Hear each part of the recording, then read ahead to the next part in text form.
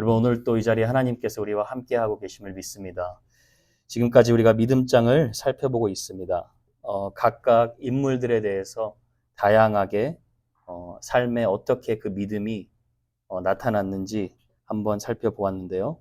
우리가 여러분 성도님들을 보시면 알겠지만 여러 성도님들도 다 믿음의 크기도 다르고 믿음의 정도도 다르고 또 그 믿음에 따라서 삶에 나타나는 모습들도 다 다릅니다. 그래서 이제 히브리서 11장을 볼 때 우리가 혹시나 이 믿음의 순서의 우열을 가리는 것이 아닌가 이렇게 오해할 수도 있는데 순서의 우열을 가리는 것이 아니라 이 믿음의 사람들의 특징을 하나씩 하나씩 볼 때 결국 그 믿음의 사람들이 어떻게 살았는지를 11장 38절에 한 절로 요약을 하고 있습니다. 그게 뭐냐면 이런 사람은 세상이 감당하지 못하느니라 라고 정리를 하고 있습니다. 세상이 감당치 못한다는 것은 세상이 믿음의 사람인 저와 여러분을 절대로 삼킬 수도 없고 이길 수도 없다는 말입니다. 그래서 요한일서 5장 4절 말씀에 보면 무릇 하나님께로부터 난 자마다 세상을 이기느니라. 세상을 이기는 승리는 이것이니 우리의 믿음이니라 이렇게 말씀하고 있습니다. 여러분 이 말씀을 여러분 마음 가운데 실제로 믿으십니까? 여러분이 믿음으로 지금 하루하루 살아가시고 계시다면 지금 승리하고 계시다는 거예요. 전 요즘 성도님들을 생각하면서 그런 생각을 하게 됩니다. 믿음이라고 해서 꼭 대단한 체험이나 이렇게 기적을 꼭 경험하는 것이 아니라 그냥 믿음은 하루하루 끝까지 버티는 것이라고 생각이 됩니다. 여러분이 성도의 자리를 지키면서 조금 삶 가운데 어려움을 겪기도 하고 또 시련의 비바람을 만나기도 하는데 그냥 계속 그 자리를 지키면서 하루하루 믿음으로 나아가는 것. 저는 그것이 하나님 앞에서 저와 여러분이 승리하고 있는 증거라고 확신합니다. 오늘 본문 말씀도 자신의 자리를 지킨 그렇게 믿음의 선진들을 칭찬하고 있습니다. 13절을 보니까 이렇게 나와요. 이 사람들은 다 믿음을 따라 죽었으며 약속을 받지 못하였으되 이렇게 나옵니다. 자, 이 사람들은 앞서 족장들인 아브라함, 이삭, 야곱 그리고 사라까지 포함해서 말씀하고 있는 것입니다. 근데 이 사람들은 특징이 무엇이라고요? 믿음으로 살다가 죽었는데 약속은 보지 못했다는 거예요. 그러니까 여러분 믿음으로 사는 자는요. 하나님이 우리에게 약속하신 거 우리가 지금 이 땅에 살 때 보지 못하고 죽을 수도 있다는 거예요. 그런데 우리가 주목해야 할 부분은 이거예요. 이 사람들은 다 믿음을 따라 죽었다는 거예요. 그 말은 약속하신 것을 우리 인간의 눈으로 보지 못했지만 그 약속이 마치 이미 이루어진 것처럼 믿으면서 믿음으로 끝까지 살다가 믿음으로 끝까지 마감했다는 거예요. 그러니까 내가 죽을 때도 그거 보지 못했지만 5년 후에 하나님이 일하시겠지. 내가 지금 당대에 보지 못하면 내 자녀들을 통해 이 축복이 그대로 전해지겠지. 그 믿음을 붙들고 그렇게 살다가 죽었다는 거예요. 그래서 드와이트 무디라고 미국의 유명한 전도자가 그런 말을 했어요. 모든 크리스찬 성도들은 이 땅에서 살아가는데 마치 천국에서 살아가는 것처럼 살아간다. 이미 천국에서 살아가는 것처럼. 그러니까 이미 약속을 받은 자처럼 생활한다는 거예요. 그러니까 우리가 약속을 우리 눈에 보지 못하고 당장 나의 기도가 응답되지 않아도 우리가 조급해하지 않고 불안해하지 않는 거예요. 왜요? 하나님의 약속은 반드시 이루어지기 때문에 내가 내 눈에 보지 못하면 내 당대에 보지 못하더라도 반드시 그 믿음의 삶은 내가 씨앗을 뿌리면 하나님이 반드시 거두어 주시는 결과가 있다는 거예요. 그래서 저는 그렇게 생각해요. 여러분이 세상 사는 거 정말 여러분 저는 성도님들이 제가 예를 들어 요즘 토트넘의 포스테코글루 감독이 아주 명장이라 그래요. 아주 토트넘을 끌어올려서. 그런데 저는 여러분이 손흥민이라고 생각을 해요. 무슨 말인지 아시겠어요? 세상에서 여러분이 믿음으로 사는 성도님들이 진짜 플레이어라고 생각을 합니다. 저는 그냥 뒤에서 이렇게 여러분을 밀어주고 도와주는 그런 코치 수준밖에 안 될 것 같아요. 진짜 이 믿음으로 하루하루 버티면서 승리하시는 분은 여러분이심을 꼭 믿으시길 바랍니다. 그래서 여러분 오늘 이렇게 이 자리에 나온 것도 여러분이 이미 승리하신 거예요. 그래서 믿음으로 사는 자는 끝까지 포기하지 않기 때문에 흔들리지 않는다는 거. 그것을 우리가 보게 됩니다. 그래서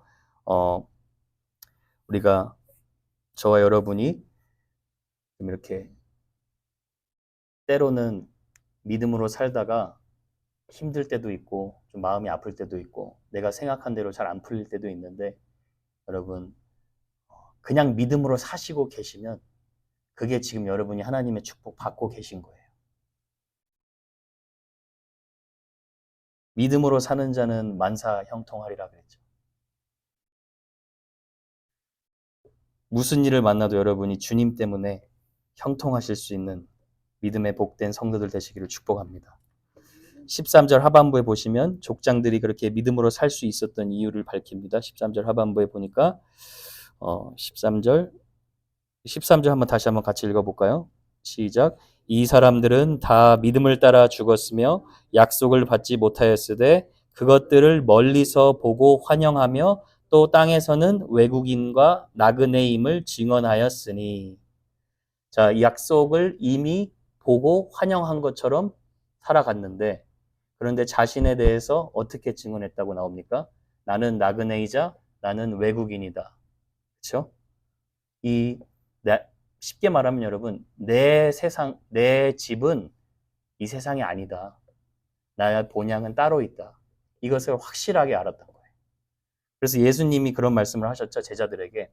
너희가 요한복음 15장 19절에 보면 너희가 세상에 속하였으면 세상이 자기의 것을 사랑할 것이나 너희는 세상에 속한 자가 아니요 라고 얘기했죠. 그러니까 우리가 세상에 살아가는 성도지만 세상에 속한 자가 아니라는 것, 그것을 아는 것이 나그네 인생이라는 거예요. 그런데 그런 나그네 인생은 지금 저와 여러분인데 어떻게 살아가냐? 14절에 나오죠. 14절 한번 보세요. 같이 또 읽어볼게요. 시작. 그들이 이같이 말하는 것은 자기들이 본향을 찾는 자임을 나타냅니다. 본향을 찾았다는 거예요. 본향은 여러분 우리의 고향이죠. 우리가 본래 태어난 곳, 자란 곳을 본향이라고 하죠. 요즘 미국에 계신 많은 이민자분들이 역이민을 하신다 그래요. 한국으로. 이렇게 죽을 때 되면 무덤은 한국에서 묻고 싶다 이런 생각을 많이 한다고 늘 얘기를 하십니다. 근데 이렇게 본향을 그리워하는 것은 인간의 본능입니다. 그렇죠? 근데 여기서 본향은 물론 천국을 말하는 것이죠. 그렇죠? 아브라함은 본향을 어떻게 했다 그래요? 사모했다는 거예요.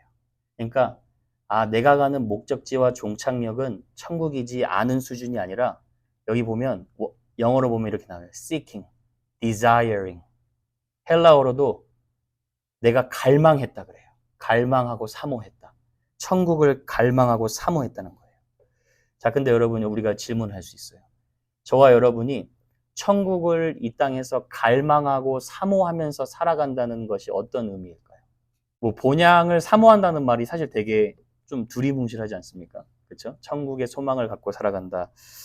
제가 이 말씀을 가지고 좀 묵상하는데 제가 예전에 제가 가르쳤던 10학년 백인 학생 친구가 있었어요. 이 친구가 굉장히 폭력적인 친구였는데 교회에 연결이 되고 말씀 공부도 같이 하고 하면서 얘가 아주 순해졌어요. 그러면서 이 친구가 저에게 이 친구가 이제 베프티즘도 받고 침례도 받고 그리고 변해가는 모습을 보이는데 변해가는 모습 중에 하나가 뭐였냐면 죄를 계속 스트러글 하면서 싸워요. 그런데 죄를 스트러글해서 자기가 질 때마다 저한테 전화를 하는 거예요. 저를 전화해서 도와달라고, 기도해달라고. 패스터 에반, 내가 이 부분에 대해서 굉장히 지금 스트러글하고 있다고. 그럼 만나서 이 친구가 또 굉장히 저도 그런데 이 친구가 또 포국수를 굉장히 좋아해요. 그래서 이 친구 데리고 1대1로 제가 포국수를 먹이면서 얘기를 하면 제가 이 친구한테 들었던 말이 아직도 기가 막히게 잊혀지지 않고 생각이 나요. 이 친구가 죄에 대해서 싸우는 거야 쉽지 않다. 몇 학년이면 10학년이라고 제가 얘기했어요. 근데 그렇게 얘기하면서 그런 얘기를 하더라고요. 천국에 대해서 얘기가 나왔는데 그렇게 얘기해요. Pastor Evan, I cannot wait to go to heaven because there is no presence in heaven. There is no presence of evil and sin. 천국 가면 죄라는 존재 자체가 없는 거 그거 얼마나 행복한지 내가 너무 기다리고 소망하고 있다. 그런 얘기를 하더라고요. 그러니까 천국을 사모한다는 건요, 여러분 사실 별게 아니라 우리 김현성 원사님 말씀하신 것처럼 우리 김재원 원사님 말씀하신 것처럼 내가 그냥 하나님 자체 하나님의 임재를 늘 사모하고 그분 안에서 소망을 갖는 거예요. 그렇죠? 그리고 천국을 사모할 수 있는 자의 특징 중에 하나가 뭐냐면 이 세상의 죄와 내 안에 남아있는 찌꺼기 죄와 계속해서 싸우면서 나아간다는 거예요. 그러니까 천국을 계속 소망할 수 있는 거예요. 그러니까 천국은 죽어서 우리가 단순히 영원히 산다는 거 그런 의미가 아니라 늘 하나님의 임재를 소망하고 죄가 없는 그 행복한 그곳을 소망한다는 거예요. 여러분 이 유명한 명언을 한 친구가 10학년밖에 안 돼요. 주님하고 동행하는 자는 천국에 대한 소망, 나이와 상관없이 가질 수 있다는 거예요. 자, 본향을 사모한다는 게 히브리서 11장 안에 조금 더 자세하게 나오는데 15절 보세요. 그들이 나온 바 본향을 생각하였더라면 돌아갈 기회가 있었으려니와 여기서 본향은 아브라함이 떠난 그 본토 친척 아비집인 메소포타미아 지역이죠. 편안하고 살기 좋은 문명의 도시.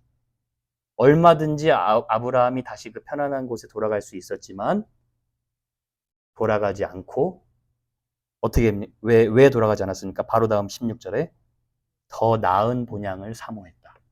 그렇죠? 곧 하늘에 있는 것이라. 천국을 사모한다는 게 사실 굉장히 간단해요. 이 땅에서 누리는 즐거움보다 죄가 없던 원래의 에덴 동산이 하나님이 우리를 예비하신 그 영원한 본향이 훨씬 더 좋다는 것을 알고 그것을 사모한다는 거예요. 전 저와 여러분이 이 본향을 늘 사모하면서 나아가실 수 있는 복된 하나님의 사람들 되시길 축복합니다. 여러분 제가 한 가지만 예를 듣고 마치겠습니다. 여러분 만약에 자녀들이 여러분에 와서 물어봅니다. 어머니 아버지 한 달에 10,000불 벌 수 있는 직장을 찾았어요. After tax 10,000불 벌 수 있어요. 그런데요 주일날 1시간만 딱 빼서 예배 드릴 수 있습니다. 그런데 어떤 직장에서 또 콜이 들어왔어요. 한 달에 5,000불 받을 수 있습니다. 그런데 그 직장을 가면 교회에서 지역교회에 속해서 교회를 위해 충분히 헌신하고 섬길 수 있습니다. 자, 그러면 부모님인 여러분으로서 어디를 가라고 당연히 말씀하시겠습니까? 후자로 가라고 하시겠죠. 천국을 사모하면 후자를 선택하는 거예요. 근데 천국을 아는 수준이 아니라 알고만 있으면 후자를 선택 잘 못해요. 성도들도 마찬가지입니다. 천국을 사모하는 사람은요, 특징이 이거예요. 세상의 즐거움을 때로는 안락함을 과감하게 포기하고 영원한 것을 위해서 선택할 수 있는 것. 그것이 천국을 사모하는 사람의 삶이라는 거예요. 아브라함이 그런 삶을 살았다는 거 우리가 창세기 13장에도 알고 있죠. 가축이 너무 많아져서 목자들이 서로 다투는데 아브라함이 너가 알아서 가고 싶은 건 먼저 가라 그러죠. 조카 롯에게. 근데 이제 성경에 이런 표현이 있어요. 창세기 13장 10절에 보면 롯이 자기의 눈을 들어서 본즉 소돔과 고모라 땅이 너무 풍성해 보이고 아름다워 보였다 그래요. 그래서 그곳을 선택해서 갔다 그래요. 근데 여기서 이제 어떤 학자가 눈을 들었다는 것은 미래를 약간 예망하고 자기가 스스로 선택했다는 의미를 가지고 있대요. 그래서 롯은 하나님의 인도하심을 받은 것이 아니라 자기의 눈에 보기 좋은 것을 자기 스스로 눈을 들어서 보고 자기가 선택해서 갔고 그 다음 바로 13장 14절에 보면 아브라함은 하나님이 아브라함의 눈을 들어주셨다 그래요. 그러니까 눈을 들어주는 주체가 하나님이세요. 그리고 아브라함은 하나님이 인도하시는 곳으로 갔다고 얘기를 합니다. 여러분, 하나님이 가라고 하신 그곳이 광야라도 가장 큰 축복을 받을 수 있는 천국임을 믿으시길 바랍니다. 하나님이 말씀하신 것이 선임을 믿으시길 바랍니다. 그래서 저와 여러분이 이 아브라함의 믿음이 우리 삶의 믿음으로 받고 또 선택의 기로의 순간에서 항상 영원한 것을 먼저 선택하고 투자할 수 있는 저와 여러분 되기를 축복합니다. 마지막 16절에 이러므로 하나님이 그들의 하나님이라 일컬음을 받으심을 부끄러워하지 아니하시고 그들을 위하여 한 성을 예비하셨느니라. 자, 두 가지 축복이 있죠. 영원한 상급을 위해서 살아가는 나그네인 저와 여러분에게 하나님이 보면서 오늘 우리가 불렀던 찬양처럼 말씀하시는 거예요. 내가 너희들을 부끄러워하지 아니하고, 그렇죠? 하나님이라 너희들의 하나님이라 일컬음 받으심을 부끄러워하지 아니하셨다. 그러니까 여러분 보면서 그러는 거예요. 너희들 그렇게 내 말씀의 뜻대로 살아줘서 참 자랑스럽다 얘기하시는 거예요.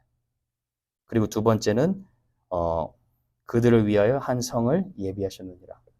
무너지지 않을 영원한 하나님의 성을 우리 가운데 예비하셨다는 거예요. 그 성이 어떤지는 모르지만 눈에 보이는 더 좋은 것이 좋은 것인 건 당연할 뿐더러 가장 중요한 것은 이 땅에 잠깐 우리가 즐기다가 바로 사라지는 안개와 같은 즐거움이 아니라 영원한 즐거움을 누릴 수 있는 축복의 그 약속을 저와 여러분에게 약속하셨다는 것입니다. 그 약속이 여러분에게 그대로 실현되시기를 주님의 이름으로 축복하고 또 여러분 이렇게 기도하는 시간을 통하여서 더 잘 살기 위한 준비를 하는 것이 아니라 영원한 본향에서 더 즐겁게 살기 위해 더 잘 죽게 하기 위해 잘 죽기 위해 우리가 이 기도하는 시간을 가짐을 여러분이 믿고 축복 받으신 여러분 되시길 주님의 이름으로 축복합니다. 아멘.